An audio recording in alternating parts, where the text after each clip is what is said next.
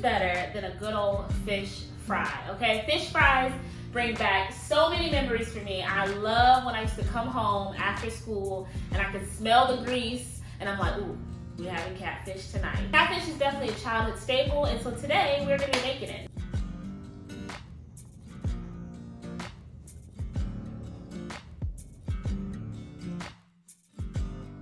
So first things first, I'm gonna get my fries together. This isn't technically a part of the recipe, but I'm gonna be eating fries tonight with my fish, and so in order to have nice great fries, I kind of need to prep them beforehand. So I'm just gonna take my potatoes. I only need 2, honestly. It's just me tonight, and leftover fries are not good, so I'm only making enough to eat right now. So what I'm doing is I'm gonna put these potatoes in a bowl of ice cold water in order to drain off the starch. Slice your fries as thin or as thick as you like them. I like shoestring fries. I do not like thick cut fries. Steak fries are the worst. Oh my God. As you see, this water has kind of turned a little milky. That's just the starch coming off the potatoes. That's what you want for the fries to be crispy. So we're gonna let this sit aside for a little bit. Next, I have my fish. I just have catfish as the title implies. Let's get some oil in here before we deal with our fish. I have a cast iron here and a whole bunch of oil. Okay, so I've got our fish here. If at all possible, try to find the freshest fish that you can find. This tip is gonna sound weird, but when you're buying fish or when you're taking it out of the refrigerator, your fish should not smell like fish. This fish legitimately does not have a scent. I cannot smell anything. If your fish smells too fishy, it's probably gone bad on this fish. You probably shouldn't eat it. Starting off with some lemon juice, you can squeeze the juice right in the fish, and then you can just like rub the fish with the actual lemon. I'm not doing this to clean my fish. I'm more or less doing this to season my fish. Obviously, remember to wash your hands though. Okay, so I got my fish here. I'm gonna season it. Season your fish however you want to. I'm seasoning with garlic powder, 21 salute. I have this Cajun seasoning, whatever Cajun seasoning you have. However you season your fish is however you do it. There is literally no right or wrong way. Just make sure you season it. But Old Bay is non-negotiable. Child, get you some Old Bay and put that on the fish. Now for me, the best seafood comes from the Chesapeake Bay. Now this is an awkward place to be because I work with a lot of people from Louisiana. For whatever reason, God has allowed me to be surrounded by Louisianians. Is that how y'all say that? It seems like all my coworkers are from Louisiana. And they swear them down that New Orleans has the best seafood. And you know what? I'm willing to debate that. When it comes to seafood from the Gulf or from the Chesapeake, I just don't know if the Gulf of Mexico is winning. I just don't.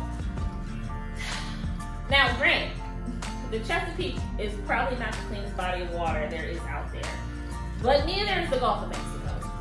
So again, I'm willing to have that argument. I'm willing to have that debate, that competition about Chesapeake seafood versus the Gulf of Mexico seafood. I don't know. Okay, fish is seasoned, and then I've got some cornmeal in here, just some fine cornmeal. And then of course, I'm gonna season the cornmeal. Make sure you season your cornmeal. Make sure anytime you're frying something and you're using like an agent, like cornmeal, flour, cornstarch, whatever it is, please, for the love of God, make sure you season it. We're gonna give it a little whisk. There we go. You see? Seasoned. Make sure it is seasoned, sweetie. While we clean up, you'll notice that I didn't put any salt on the fish or in this mixture because there is salt in this Old Bay and in this Cajun seasoning. So I don't want to oversalt my fish. You can always salt at the end when the fish is coming straight out the oil. Sprinkle a little cornmeal in there. I can see it bubbling up. That means it's ready. So I'm gonna take one piece of fish. If y'all can hear the way my stomach just growled, make sure you coat your fish really, really well. Dust off any extra because you don't want it to fall in the pan. And then lay your fish down gently to fry.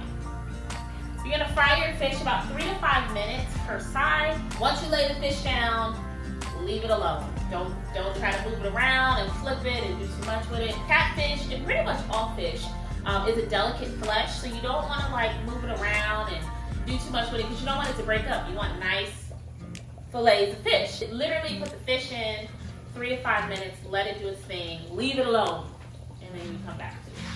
I wish you could smell my kitchen.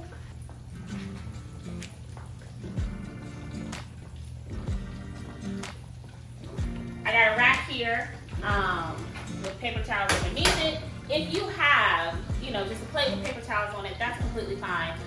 But if you have a rack, like a raised rack, I would suggest you use that because you want the oil to kind of drip off. You don't want this fish to kind of like sit in the oil. There are different ways that you can fry fish. There is literally no perfect way to do anything. Recipes should be your guide. They should not be your law. They should be something that you experiment with and try different things. I have fried fish with a buttermilk base. I have fried fish with mustard. I have fried fish with eggs. It's whatever you want to do. This is just a simple fish fry that anybody can do. You got your fish, you got seasonings, you got cornmeal. Simple. I'm going to do my best to flip this without messing it up because it is so pretty. Perfect. I flipped the fish. I'm going to cook it on that side for another, let's say 3 minutes. And then we've got our other fish ready in the wings, ready to go. So I'm frying this one at a time because as you can see, I put a little bit too much oil in my pan. And so if I had added 2 or even 3, the potential of the oil bubbling over is higher, especially when you first drop it in there, and I don't want that. As much as I love excitement, I really don't want a kitchen fire, not today. So just out of safety, I'm only frying one at a time. Look at that. It's beautiful. It's beautiful, it's perfect, it's done. Simple. Put that over here. Go ahead and drop your other fish and just repeat. Whew. Now, if the taste of fish bothers you, then maybe frying them in the fish oil isn't the best idea.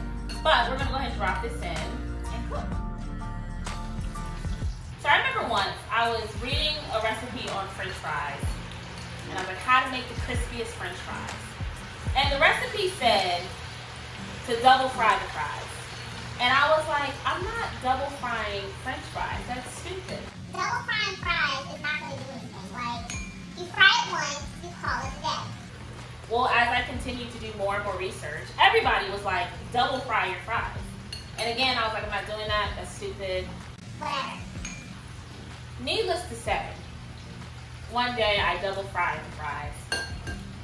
And my life forever changed because the fries were, in fact, crispy. Now, I will say there are certain recipes that you read or you see and you're just like, this is stupid. That's a waste of time. I don't need to do that. And then there are certain recipes where it's like, sis, do what it says. Double frying the fries is one of those. So, fries have been frying for like 3 minutes or so. You pull them out. Pulled all the fries out. They're like halfway done. As you can see, they have all like the seasonings and stuff from the fish on there. I'm okay with that. I'm not complaining. I'm not mad at it. Let this oil come up back up to temperature, and then we're gonna drop the fries back in. All right, so oil has definitely come back up. I let them rest for like a few minutes. They're like floppy and all that, but that's okay because now they're gonna be extra crispy.